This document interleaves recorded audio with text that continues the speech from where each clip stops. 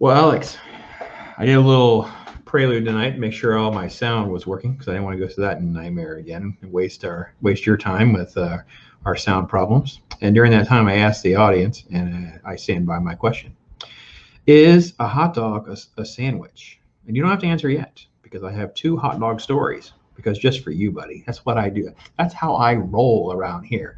I find the important, hard hitting things, the things that divide people, and we find a way, hopefully, we can bring people together. But let's first talk about what's actually killing us all. And it is, of course, what we eat.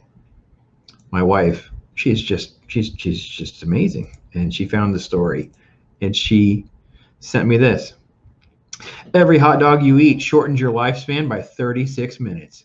But peanut butter and jam, must be overseas. It's the sun. That's why. Peanut butter and jelly, folks, increase your time. So I read that and I thought, well, that's just an excuse for me to have more peanut butter and jelly. So anyway, it's this ridiculous study where they try to go through different chemicals and different things like that and equate that, baked salmon good, banana good, pizza bad, double cheeseburger bad, soft drink I'm drinking right now really bad. I'm losing minutes off my life by hanging out with you, Snicker.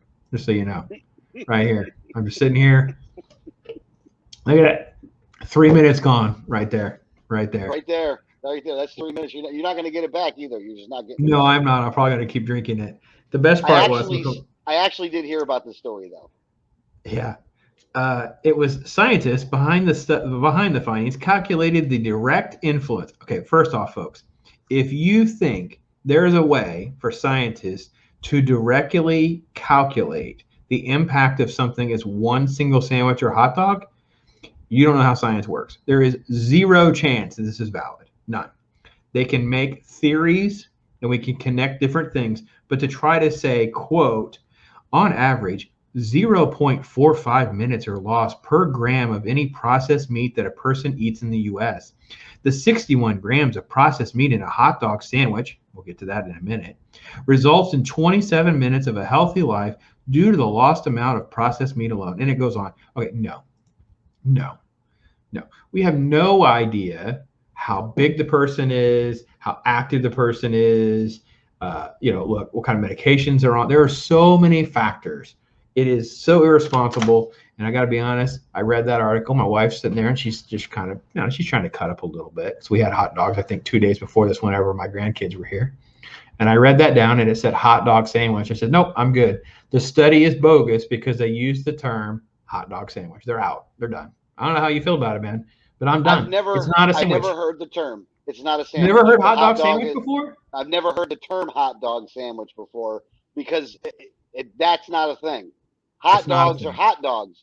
If you're having a hot dog, saying hot dog is the one thing to where you could have a hot dog, but if you're going to have it by itself, then it's hot dog by itself.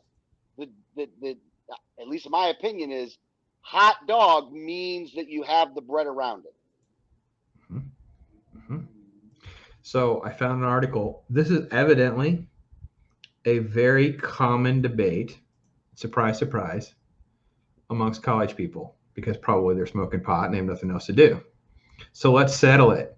Is a hot dog a sandwich? This is from All Recipes, and they say no. Oh, their site is so bad when it comes to pop-ups and stuff like that. I should have picked a different argument, but theirs was really good because it goes into the question first gained tractions on the internet almost a decade ago. I'm sure it was longer than that. They treat us like us Gen Xers like we're morons and we didn't ask these kinds of things when we were sitting around being bored. Now, admittedly, we excluded you from those conversations for some reason. Anyway, you have meat between two things of bread, therefore it makes it a sandwich. And it's not a taco. They go through a taco argument, blah, blah, blah. So by definition, hot dog seems to qualify. However, no. The president, can you believe this? This is why this is for you, Snicker. Did you know there is a National Hot Dog and Sausage Council? I kid you not, right there in writing, just for you, buddy. And he wanted to say, hot dog is not a sandwich. If you go to a hot dog vendor and you give him, if you say, give me a sandwich, they look at you like you're crazy. It's culturally not the same as a sandwich. The culture matters. How is it suddenly these crazy hot dog people are out there going, "Oh, it's a hot dog sandwich," and they have no concept of like the colloquial use of such a thing? It makes no sense to me at all. No, it doesn't. You're eating it sideways. It's a whole different thing. I've never, like I said, I've never even heard it used that way before. So I don't understand why someone would think that that's the right thing the right way to say it, because it's not. It's just a hot dog's a hot dog, and just leave it at that. Like a taco's a taco.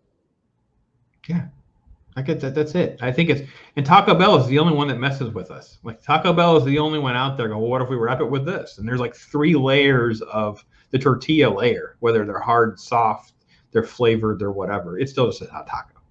Yeah. So this, of course, as your family would do the same, right? You end up down the crazy hot dog rabbit hole. I'm so OCD. I have issues. I first to admit. Okay. I look at people weird by some of the stuff they put on hot dogs. You got hot dog issues, man? What do you put on a hot dog?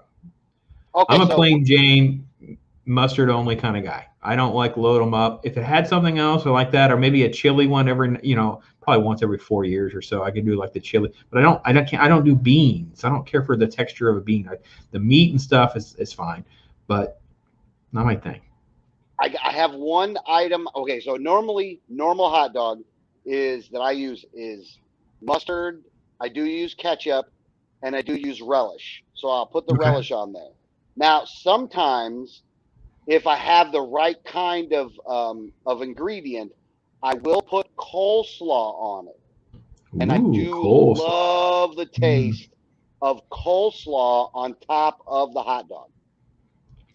Interesting. We'll have to take comments on this. Maybe people, you email me or comment. Let me know if you're a weird hot dog. My family, so we went down the rabbit hole, and I'm watching them break out the mayonnaise. And in my family, there is a gratuitous consumption of mayonnaise in my house.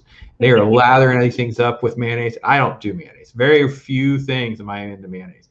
There's a gratuitous use of mayonnaise in my house, second only to ranch, which of course I not only endorse, I promote. Like, you should use more ranch. We should all be help. We gain minutes back if you eat ranch. I don't know what that study says, but that's my theory. I stand by it. That's a Brandon study, and I peer reviewed it, and I accept it. As long as it has been peer reviewed by other hot dog sandwich deniers, I'm sure that it's a valid study. It's a very, very valid study. Hey, I will say this: trying coleslaw on a hamburger is also good. I actually the first time I ran into that was in the middle of Florida, and I don't remember exactly where I was, but it was at a dive bar place that also served food, and I got to have it. They were it was like world famous or whatever, but I got to tell you, I had that burger, and I was hooked at that point moving forward. It sounds like a food truck thing to me. Like, I would never have it and do it except from a food truck, because I'm so weak that if I go to a food truck and something strikes me, I'll try it. But like, if I were to go to a place and order, I'm so vanilla and bland and boring. But it's something about the adventure of the food truck. I mean, I'm putting my life on my own hands by eating it once. I figure, well, why not try something exotic or weird or strange? Yeah. Oh, speaking of food trucks, I saw now. Most people listening to the show aren't going to be familiar with where I'm at, so I'll just generalize. I was in the country, and there's no businesses near where this food truck was at. But on the side of the road, in the middle of the country, was a Thai food truck place. Oh, I'm not eating a Thai food truck. I don't know how popular it was, but I got to tell you, I really think I'm going to make a trek out to that place, because this is in Florida? Yeah, oh yeah. It's in Hernando County. Oh, maybe I should figure out how to meet you. It's in Pasco. If you go north on 41, right? Just before you get to County Line Road, a little bit south of that, you make a left-hand turn if you're going north. I don't remember the name of the road, but just before you get to the Veterans Expressway, which you can't get on from this area. That's the thing. You can't get on the Vets from here.